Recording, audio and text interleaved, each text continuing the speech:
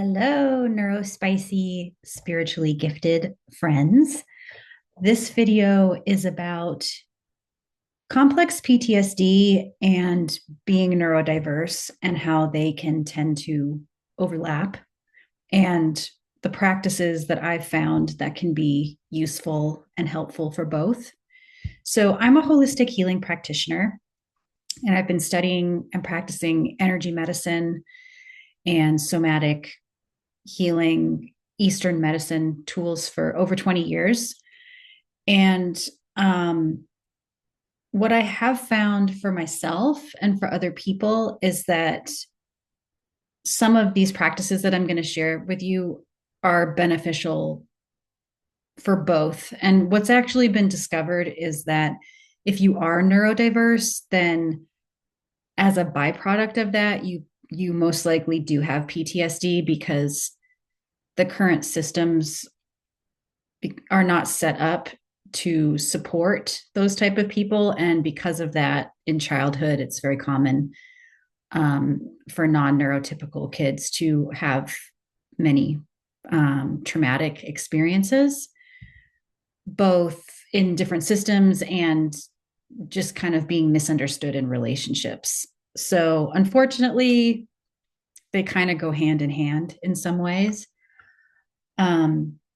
But one other thing that I've found is with all the different therapists and healing practitioners that I've worked with over the years, the ones that have really helped me the most have been the ones that have taught me tools that I can do on my own. So that are not dependent necessarily on other people, while, it is important to feel like you belong and to have those social connections, of course. But being a neurodiverse person, I've found that it's very important for me to have my own tools and practices that I can do on my own at any time. So I will share one of those at the end. So make sure to stick around for that. I talk about some nature resources because I really believe in treating problems and issues holistically. So, most commonly, people identify or more comfortable with the mental level. So, when I say holistic, I mean body, having awareness of your body, mind, emotions, and spirit. And most people are not as comfortable with tracking or knowing what's going on in their body, and also maybe not wanting to deal with certain kinds of emotions that they might interpret as being more difficult. So there's that. And then also, connecting with spirit, which I'm a very big advocate of doing that in different practical ways as well.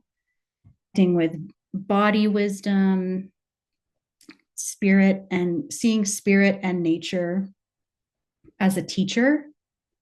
So, part of looking at something holistically is also seeing yourself as being part of a bigger whole. So, all the parts are interconnected, they're not separate, right? Like we have a tendency to treat, um, even in modern medicine, things are treated separately. Like you go to specialists for your eyes, your heart, everything is treated separately, which, not saying that it's not good to be a specialist at something, but it's also important to just recognize that these systems are interconnected and, dependent on each other. So if you're looking at something physically, like a physical issue, you're also going to want to look at the emotional level, the spiritual level, and the mental level. Like what are your thoughts and beliefs around whatever is going on? So I use the medicine wheel.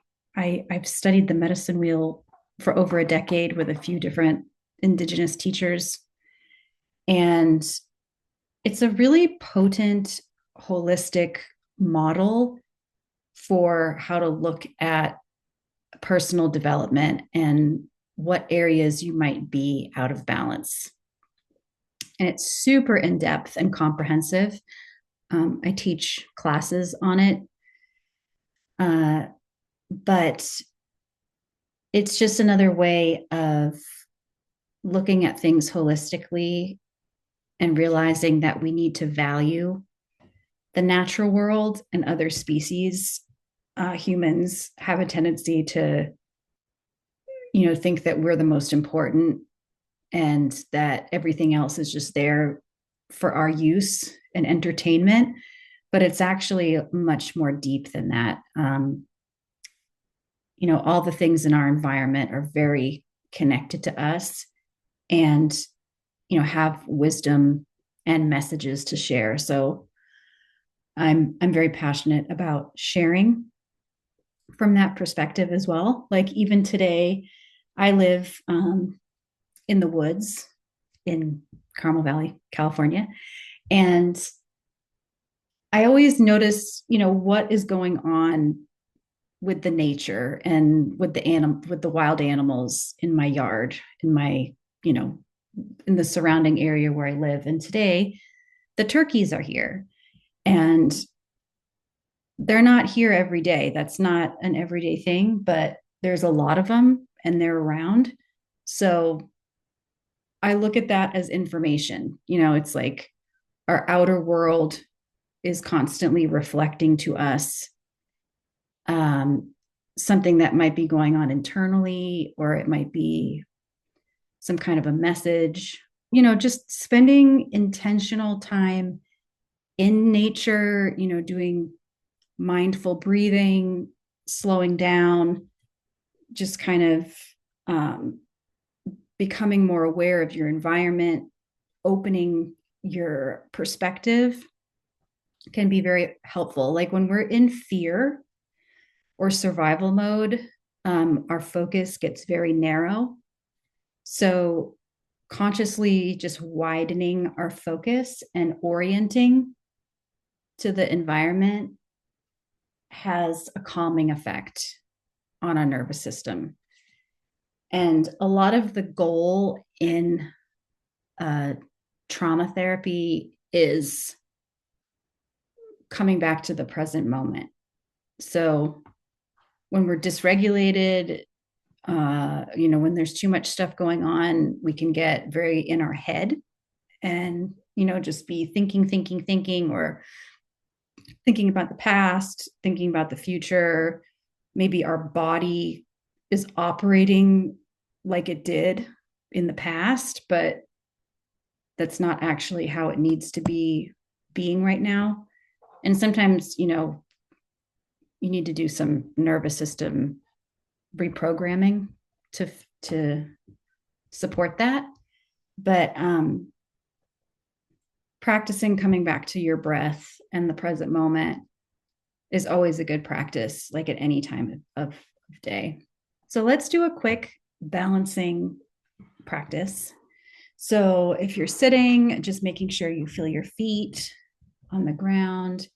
If you're in a safe place, you can close your eyes. Just taking a couple of deep breaths.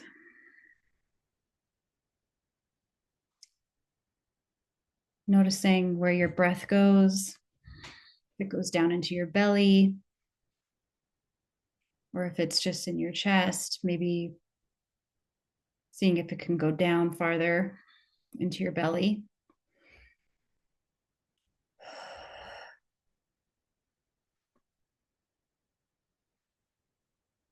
And then you're going to imagine a grounding cord coming from an inch below your belly button. This is called the Hara line. In martial arts, they talk about the Hara a lot. It's like your line of intention that goes through your spine. So it's an energy line. So sending that line from your lower abdomen down into the core of the earth, and just imagining it going down, down, down, past all the rocks, minerals, crystals, finding that molten core, connecting with that warmth and the support of Mother Earth.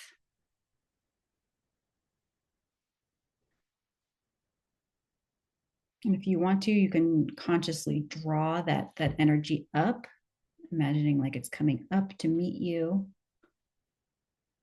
support you, feeling grounded in this present moment. And coming up to the heart, connecting with your physical heart.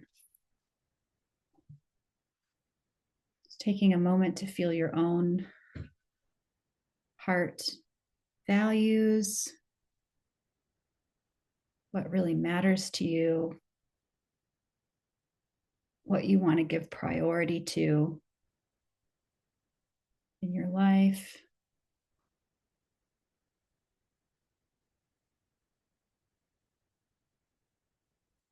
The sacred life that is a gift, as challenging as it might be sometimes.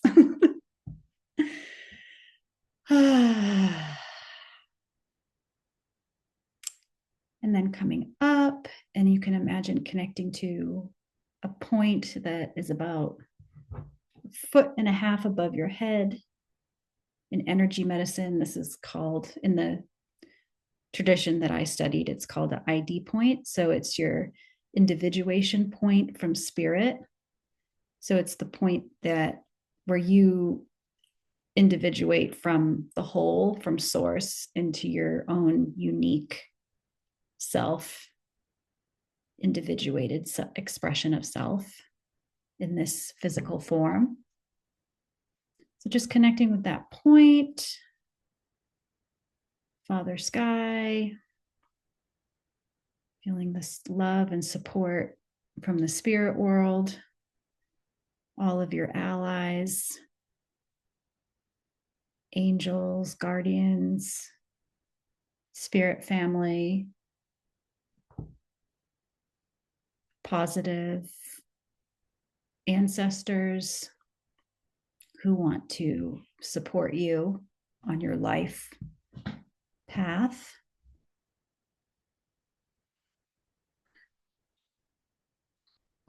And we're just going to do a little brain balance that is from your senses. So it's like a felt sense. So just imagine bringing your awareness to the right side of your brain, just very gently, right, bringing it over to the left. I kind of feel like my temple area. Bringing it back over to the right.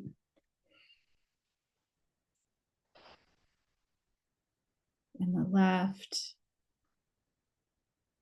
And just imagining like you're balancing both sides of your brain. You're just connecting very gently the left and the right hemispheres.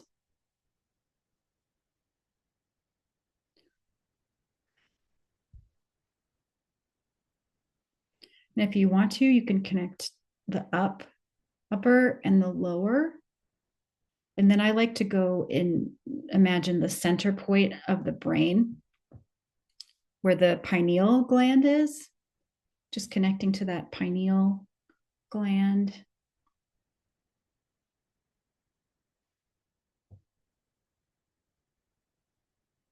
A place where we can connect to your universal consciousness, wisdom, our seventh chakra above our head.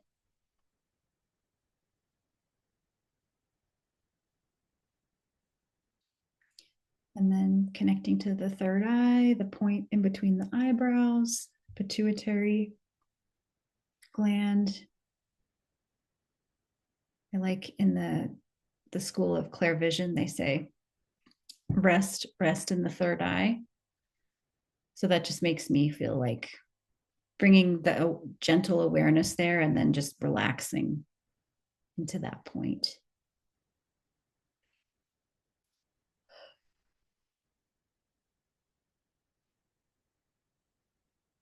And in trauma therapy, they talk a lot about, I've heard this mentioned, is coming back to the midline. So that can be another really good centering practice, is that at some point during the day, I actually, okay, full disclosure, this is kind of funny. I actually do this when I'm going to the bathroom, like sitting on the toilet, like having a pee. For some reason, I don't know why, like there's just certain moments where I remember to do that, but I'll come back to my midline, just imagining you're gathering all your energy and you're bringing it back to that center, that's that hara, that grounding and that centering line that you can imagine is anchored into the earth, like roots, like the roots of a tree. So okay, that was funny. I can't believe I shared that, but oh well.